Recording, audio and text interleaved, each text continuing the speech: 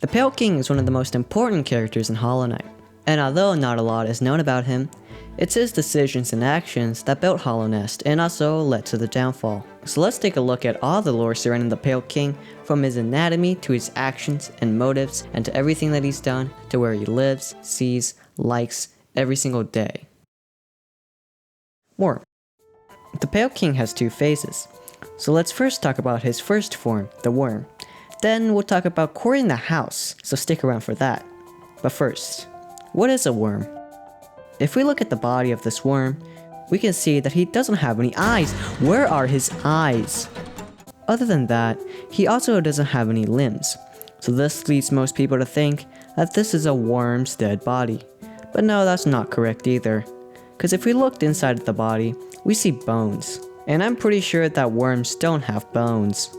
So instead of trying to find a real life counterpart to this creature, let's just say that this is some sci-fi fictional character who doesn't exist in real life, like Johnny Depp or Tom Holland. And if you still don't believe it, a worm is spelled like this. Well, our worm is spelled like this. See the difference? Now that we got that over with, what does a worm do? Well, the only thing a worm does is colonize areas in the world of Hallownest. They dig through the wastelands till they find an inhabitable location to transform and colonize. Then it'll die and transform into the second phase, the Pale King, which is more similar to regular bugs and much smaller than the worm. The king will then create his kingdom while the worm's body slowly decays and causes a huge change in the surrounding lands. This can be seen in the kingdom's edge where the worm's carcass can be found. The place is filled to the brim with white ashes from the worm's body, bones poking out from the sides, and with these weird white things poking out from the cliffs. Pale King.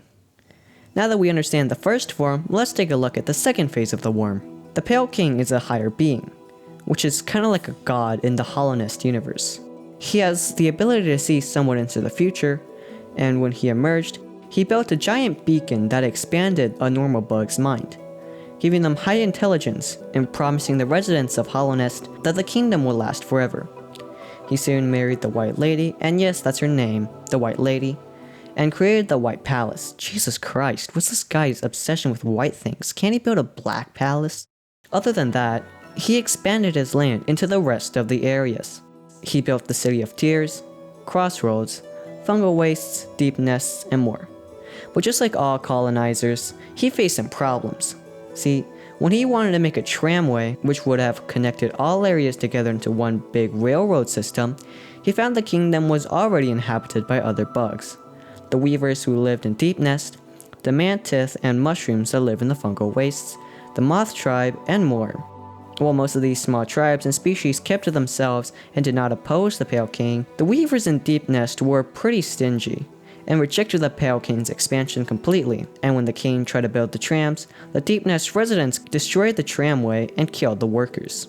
Radiance. When the Pale King built the kingdom of Hallownest, the residents considered him a god, which he is. But before he came along, there was already a god. The Radiance is a giant moth who controls streams. She's the god of the moth tribe and uses the tribe's devotion and memories to live. So when the Pale King came to the kingdom and made himself god, the moth tribe deserted the Radiance and went to the Pale King. What a bunch of traitors. And with no one to worship the Radiance anymore, she slowly faded as all memory of her had disappeared. And while the Pale King lived his glory days expanding the kingdom to its brim, the Radiance had somehow prevailed. But how? I thought she had been forgotten, you may ask. While on top of the kingdom, you can find a statue of the Radiance. This small shrine was all it needed for her to live on. So she began to strategize her revenge. And after all 57.5 chapters of Sun Tzu, The Art of War, she realized the best way to devastate the kingdom would be to kill the inhabitants. The infection. The Radiance soon began to appear in bug streams, trapping them in their own mind, kind of like Inception. These infected bugs became husks with no mind or will, becoming violent as they turn into wild animals. Soon the infection becomes a huge threat to the Pale King and his kingdom, so he devised a plan with the White Lady. Vessel. Together the Pale King and White Lady made eggs. They then dumped these eggs into the abyss, which is basically the basement of Hallownest, which is filled with void. These eggs were then infused with void, and the children from the eggs turned into vessels. And much like the name suggests, They were made to contain things, more specifically, the Radiance, and the full 75 chapters of Sun Tzu Art of War. With the power of the Void, these vessels were made hollow. A creature with no mind, will, voice, and obviously, no nose. Like seriously, where are their noses? And from these millions of vessels, because yes, there are millions of these things, the Pale King selected one vessel and turned it into the Hollow Knight. How did he select the right one? Does the correct vessel have like a dot on his forehead making sure that he's the chosen one and everybody knows? We don't really know, but that doesn't really matter. All we know is that he took one of the vessels, took it to the palace, and trained him and cared for him, until it grew to its full potential and was ready to capture the moth who somehow screwed up an entire kingdom. Dreamers. To further seal the Radiance, the Pale King got 3 Dreamers to act as seals, putting them to sleep forever, kinda like Inception. The 3 Dreamers are Lorien the Watcher, who complied with no problem, Madamon the Teacher, who complied no drama, and Hera the Beast, who complied no nah, I'm just kidding. She asked for a child. But no cost too great, for the Kingdom of Hollownest must prevail.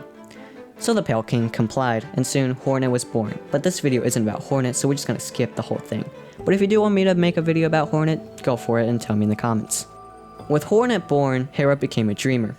And with all requirements made, the Radiance was sealed inside the Hollow Knight, and the Dreamers were added as an additional seal. A monument was created to honor the Hollow Knight and the Dreamers in the City of Tears. End of story.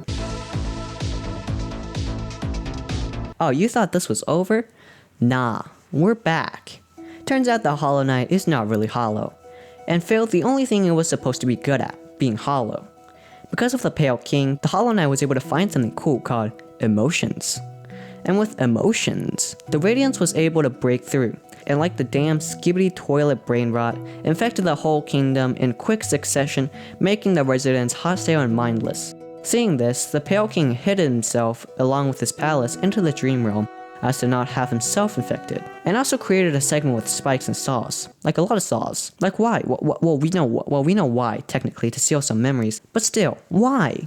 He then died in the palace, and that's the end. And that's the video.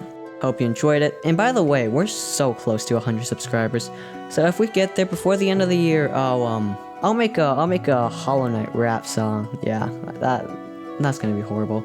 Anyways, bye!